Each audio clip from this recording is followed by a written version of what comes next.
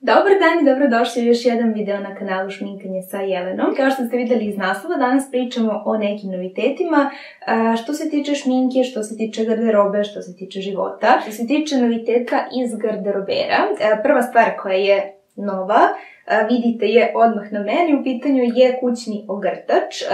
Sve ove stvari koje ću vam u narednih par minuta pokazati su sa Shein sajta. Ako ste bili do sada na mom kanalu, znate da meni Shein povremeno pošalje par stvari da bih ja vama mogla to da predstavim i uvek nam da neki lep popust, tako da napisat ću vam i kod za popust koji možete da iskoristite za vaše porudžbine. U suštini običan, klasičan, kao satinski mantilić kućni koji dolazi sa ovom lepom trakicom. Meni se dopalo što ima ovaj spoljašnji crni rad, pa mu to daje nešto, eto, dodatno, nije samo obična jedna boja. Također rad ima i na rukavima i na gornjem delu. Boja je neka jako svetla kajsija nijansa. Meni se vrlo dopala, nisam htjela da uzimam roze zato što mislim da već imam previše stvari u roze nijansi u ovoj sobi, pa mislim da je trebalo nešto malo i da se odskoči od te roze, opet da bude ženstveno, da bude nežno i da bude nešto što ću ja želeti svaki dan da nosim. Tako da eto, ja sam ovim zadovoljna. Da li vredi tog novca? Čini mi se da $16 košta na sajtu. Mislim da za taj novac možete i kod nas realno naći po toj ceni ovakve komade, pogotovo čini mi se da sam vidjela i u onom Dax Intimo na Instagramu, da imaju jako sličan za 1440 recimo ili tako nešto, tako da pogledajte, ali ukoliko vam se baš ovaj svidi, ostavit ću vam link dole. Ova stvar je morala da se nađe kod mene u garderoberu, zato što je isti sako zapravo koji sam poručivala sa Shein sajta i ranije, samo u drugoj boji. Mnogo mi se dopada ova boja ove sezone i ja nisam neko ko po sezoni kupuje stvari i ko gleda trendy boje i ko usklađuje garderobu sa time, ali ima nešto u ovoj nijansi što mi se vrlo dopalo. Dok ja pričam, verovatno će vam biti ovde i ubačeni kadrovi gde ja ovo zapravo nosim, da vidite kako mi stoji, tako da mislim da ćete iz tih kadrova bolje videti nego tako što vam ja ovde podižem. I za ovu stvar ćete imati link. Ovo je jedna stvar koja vrlo liči na Zarin sako i generalno Shein ume da radi te kopije Zare. Naravno, kvalitet Zare i Sheina nije isti, ali eto, meni je za ovo neko prelazno vreme i za boju koju sam želela prosto ovaj kvalitet sasvim dovoljan. I treća stvar sa Sheina, zbog koje sam se zaista najviše radovala, jeste ova haljenica. Ovu haljinu gledam već neko vreme na Sheinu, ali nikad nemaju moju veličinu ili ti nemaju S. Sve ove stvari su uzete u S veličini i gornji deo haljine izgleda ovako. Sa unutrašnje strane ona je boje kože. Moja boja kože je daleko od ovoga, kao što i vidite, ali jako lepo stoji zapravo kada se obuče. Pozadi ima poluotvorena leđa, dakle u suštini kao što je dekolte napred, tako i pozadi. E sad, moja ideja kada sam je uzimala, to je kada sam je poručivala, bila je da ja nosim nešto gore preko, jer se ja zaista ne osjećam dobro sa ovolikim dekolteom, mada sam se nadala da neće biti ipak uživo toliki koliki je na slici na toj devojci. Međutim, jeste, ja se apsolutno ne osjećam komfortno da nosim ovo bez ikakvog pokrivanja ovde. Dužina haljine je do kolena, postoji i duža opcija ove haljine koja je do poda, međutim meni se više dopala ova zato što tačno malo preko kolena dolazi, a to je negde moja idealna dužina haljine i volim te stvari koje su baš između. Iznenađujuće je lep ovaj rad koji se nalazi preko cele haljine. To su u stvari one sitne, nisu šljokice nego, kako se to zove, krljušt. Kao bela krljušt u vidu nekih cvetića. Ja sam iskreno očekivala da to bude džumbus, zato što uvek te stvari koje imaju čipku ili krljušt ili nešto, uvek mi na slici lepše na sajtu izgledaju nego kada stignu. Međutim, ovo mi je baš onako lepo iznenađenje i S veličina mi je trenutno savršeno taman, čak mogu još malo i da porastem i dalje ću moći da je nosim. Vidjet ćete ovde na snimku negde pored kako mi stoji i također na istom snimku vidjet ćete i još jednu životnu novinu, novost kod nas. To bi bio i najdraži novitet koji ste sada videli. O tome neću puno pričati, samo sam eto htjela da vam nakratko pokažem radosnu vest. Potrudila sam se danas da se našminkam svim proizvodima koje ću pomenuti, prosto kako biste mogli da imate neki utisak o tome kako se oni pokazuju na licu. Hajde da počnemo od primera. Novi primer koji imam u pitanju je Catrice Sensational 10-in-1 Dream Primer. Izgleda ovako. U suštini ovaj primer obećava da ispunjava nekih 10 funkcija, da bluri imperfekcije, da ima SPF 15, znači 10 nekih velikih stavki. U suštini ono što ja mogu da vam kažem o ovom primeru odmah jeste da me jako podsjeća po teksturi na drugi primer koji volim iz drogerija, a to je Trendy Tap beli primer koji je u također tečnom stanju i vrlo je slična tekstura. Ovaj Trendy Tap je za nijansu hidratantniji, a ovaj ima neku boju u sebi i po tome mi je odmah na prvu loptu drugačiji. Nije onaj težak primer koji ćete nositi recimo ako imate masnu kožu pa hoćete da zagladite pore. Ovo definitivno nije to, dakle nije te jačine i sa tom silikonskom bazom kako bi obezbedio to. Po meni ovo je jedan fin primer ukoliko nemate mnogo problematične masne delove, a hoćete da dodatno hidrirate kožu pre šminke. Da mi se sviđa na prvu loptu, dopada mi se da, ali moramo još da ga testiramo. Sljedeći proizvod o kojem pričamo jeste Golden Rose Cat Eye Eyeliner, to jest Cat's Eyes Eyeliner. Kaže da je mat i da je crn, ja se s tim slažem, kao što vidite imam ga na očima sada. Vrlo sam prijatno iznenađena, prvo trajnošću, drugo lakim nanošenjem. Stalno sam koristila gel linere u poslu i nekako sam se totalno u jednom trenutku prešaltala na gel linere jer su prosto za posao jedini higijenski kao opcija i onda sam u nekom sad skorašnjem periodu ponovo počela da koristim ove na sebi i ovo je jedan jako pristupačan, a jedan vrlo dobar i crn skroz matte liner, tako da eto mogu da pohvalim ovog malog drugara. Kad smo već kod Golden Rose, probala sam i mono senke.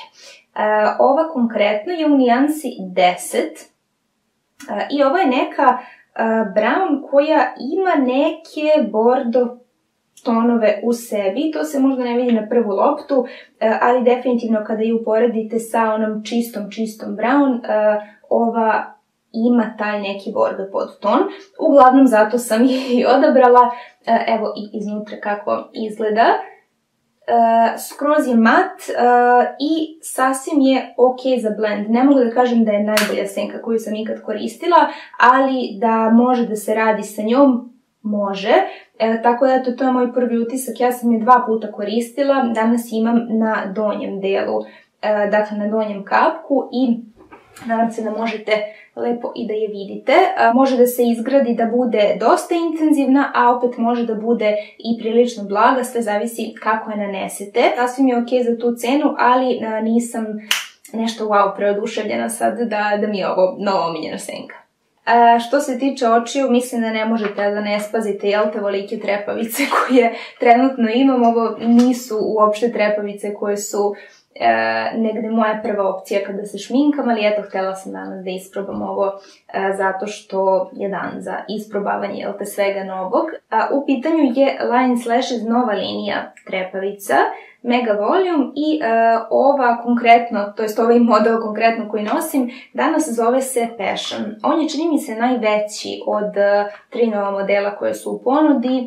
Jako su mi se dopale one mačkaste nove njihove i znam da ću njih sigurno kupovati u narednom periodu, međutim sa ovima se iskreno nešto nisam puno složila, prosto izlaze van moje komfort zone i van negde moje estetike. Čini mi se, shvatam da nijedna trepavica neće pasati svakom obliku oka, ali prosto htjela sam da vam kažem da ukoliko imate oblik oka kao ja, ovaj model prosto nije za vas ili morate da radite sa njim, to jest na tom modelu da ga seckate i da ga prepravite, ajde da kažemo. Ne mislim krakicu, nego baš dužinski trepavice, što inače nikad ne radim.